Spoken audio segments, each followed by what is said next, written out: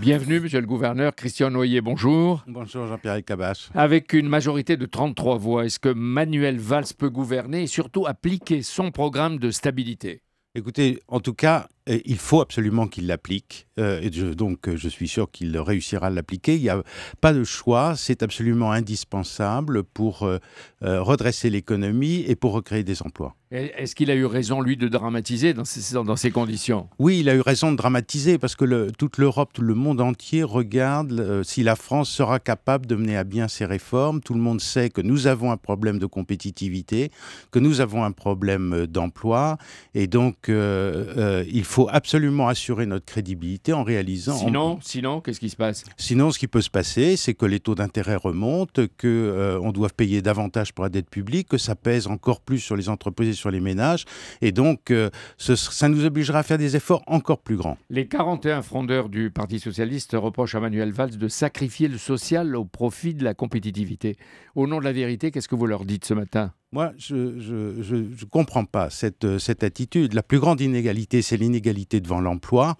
Et la meilleure façon de défendre les plus modestes, c'est d'assurer des créations d'emplois et une croissance plus forte. Et c'est comme ça que vraiment on arrivera à plus de justice dans la société, avec une économie plus florissante. Donc je trouve vraiment que le choix qui est fait par le Premier ministre est le seul choix possible. Et vous leur demandez d'être plus responsables en quelque sorte, si vous me permettez. Oui, bien sûr. Donc je crois qu'il faut effectivement que chacun prenne ses responsabilités. Manuel Valls assume les 50 milliards d'économies. L'UMP dit qu'il faut 130 milliards. On se demande où il les trouverait. La commission Attali préconisait déjà 90 milliards il y a quelques années. Mais est-ce que les 50 milliards, monsieur le gouverneur de la Banque de France, resteront 50 ou est-ce qu'il en faudra davantage ? Je crois que sur la durée, sur le moyen terme, il en faudra davantage. Mais pour les prochaines années, ce programme est déjà un programme important, assez ambitieux. Et pour aller plus loin, il faudra faire des réformes de structure très fortes dans l'administration, dans l'État. Elles seront nécessaires, mais je crois que ce qui est fait est raisonnable et permet de financer à la fois la baisse du déficit et le pacte de stabilité, le pacte de responsabilité, d'une façon qui est tout à fait appropriée. Vous dites les 50 milliards à moyen terme, ça veut dire qu'il faudra Ça veut davantage ? dire que quand on regardera à 5 ans, à 10 ans, il faudra aller plus loin. Mais je crois que pour les 3 prochaines années, c'est quelque chose qui est à la fois réaliste et qui permet de financer l'essentiel de ce qui est à faire. Ce gouvernement promet que sa trajectoire va lui permettre en 2015 d'atteindre les 3% de déficit. C'est combien de milliards en plus et est-ce que c'est surtout réalisable ? Oui, c'est réalisable. Ça suppose évidemment une mise en œuvre très rapide du programme. Donc c'est pour ça que le temps compte beaucoup. Ça fonctionnera si on a bien, à l'arrivée, les créations d'emplois qui permettront de doper le pouvoir d'achat avec davantage de gens qui auront un emploi, qui auront des revenus plus importants et plus stables, avec de l'investissement et avec de l'exportation. Tout ça, c'est la compétitivité de l'économie. Donc, c'est exactement ce que doit être le résultat du programme. Oui, mais ce sont des paris, ça. C'est le pari que ça va s'améliorer, que la croissance va revenir, que la compétitivité, etc. Non. On fait des modèles, on fait tourner des modèles économiques, on voit ce que donnent les mesures qui sont prises, ce qu'elles donnent en principe. Bien sûr, on n'est pas complètement maître de tous les paramètres, de tout l'environnement, mais je trouve que c'est un chemin qui est raisonnable et donc l'important, c'est de le mettre en œuvre très vite parce qu'il faut toujours un peu de temps pour avoir le plein effet. Et donc, il ne faut pas perdre de temps. Manuel Valls a annoncé hier que François Hollande et les chefs d'État de l'Europe agiront une fois le Parlement de Strasbourg en place pour un euro moins élevé. Banquier central, monsieur le gouverneur, vous appartenez à la BCE de Francfort. Que devrait-elle faire bientôt ? Bon, je dirais que le fait que l'euro est une monnaie commune, les ministres des Finances s'en parlent régulièrement, il est normal qu'ils s'en parlent, et l'euro, ce n'est pas seulement le taux de change. Bon, en ce qui concerne le niveau de l'euro, nous avons dit nous-mêmes que nous le trouvions un peu élevé. Ceci étant, on est quand même dans des zones de parité avec les autres grandes monnaies. Mais qu'est-ce qu'il faut faire ? Ce qu'il faut faire, c'est très difficile pour une simple raison. c'est que la raison pour laquelle l'euro est poussé un peu à la hausse, ou en tout cas reste assez fort, bien que l'économie européenne soit en retard sur l'économie américaine et sur d'autres économies développées, c'est parce que nous avons des entrées de capitaux qui reviennent des pays émergents.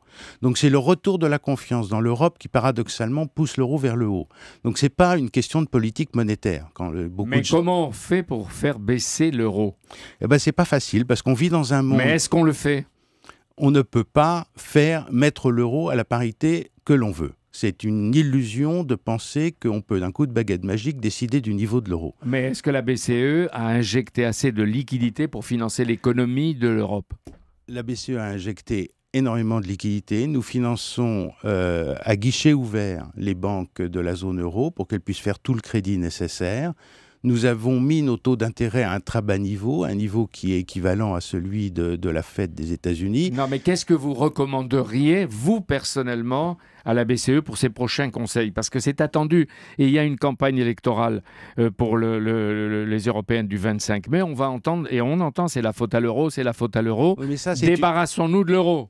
Non, ça c'est une illusion. On n'a jamais eu des taux d'intérêt aussi bas. Nous avons aujourd'hui des taux d'intérêt qui sont plus bas que les taux américains sur pratiquement toutes les durées, ce qu'on appelle toute la courbe des taux.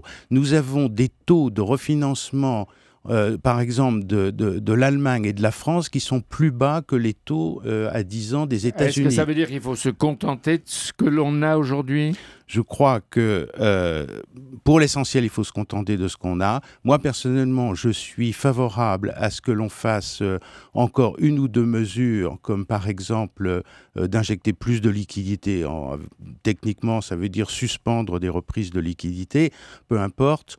Je pense qu'on peut faire encore un petit peu plus, mais pour l'essentiel, nous avons fait tout ce qui était nécessaire et nous avons obtenu des résultats qui sont pour l'instant exactement ceux que l'on pouvait obtenir. Vous-même, vous répétez que Manuel Valls doit aller encore plus loin. Plus loin, c'est où ?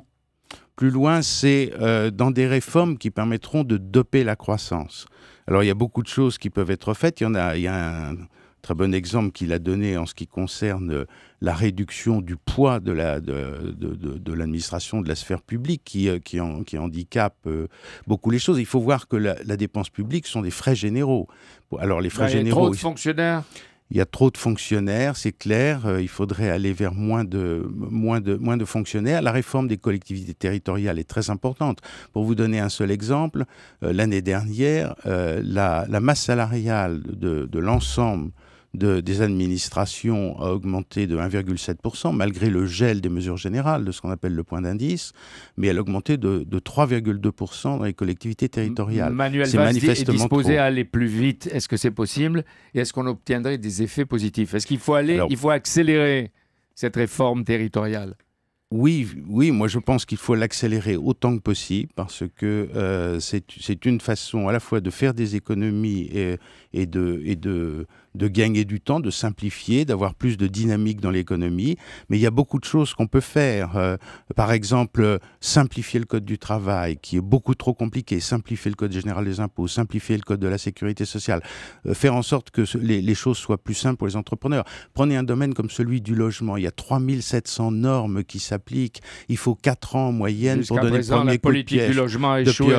Et donc, jusqu'à présent, effectivement, la politique du logement n'est pas très vaillante. On n'a jamais eu autant d'argent pour la politique du logement, on n'a jamais eu des taux d'intérêt aussi bas, on n'a jamais construit aussi peu de logements. Pourquoi? Parce qu'il n'y a pas de terrain constructible, parce qu'il y a trop de normes paralysantes, parce que les délais de procédure sont trop longs. Donc c'est à ça qu'il faut s'attaquer. Vous demandez à Manuel Valls d'aller encore plus loin et d'appliquer son plan. Une question sur Alstom. Alstom se fiance, on le sait maintenant, avec General Electric. Ces fiançailles laisseront un mois pour d'autres propositions, y compris par Siemens, sans doute encouragées par le tandem Hollande-Merkel. Que pense le gouverneur de la Banque de France sur la manière de gérer le sort d'Alstom ? Écoutez, le gouverneur de la Banque de France n'a pas de responsabilité en matière de politique industrielle, donc je suis très prudent là-dessus. Ce que j'observe, c'est deux choses. La première, c'est que General Electric, si c'est elle, est une entreprise qui a beaucoup d'employés en France, qui a des activités industrielles en France, qui les a maintenues, qui a des partenariats importants, par exemple avec Safran sur les moteurs d'avion, et donc qui est une entreprise bien connue et qui est très française d'une certaine façon. La seconde chose, c'est que ça montre bien que certaines entreprises françaises ont du mal à survivre seules. Et donc là aussi, on retrouve le problème de compétitivité, de capacité d'investir, de se développer. Sinon, on va se faire absorber, pour ne pas dire voilà. bouffer par les donc, capitaux étrangers. C'est un argument de plus pour montrer que l'augmentation de la compétitivité des entreprises françaises est indispensable. Merci, bonne journée. Demain, l'invité sera Laurent Berger, numéro 1 de la CFDT.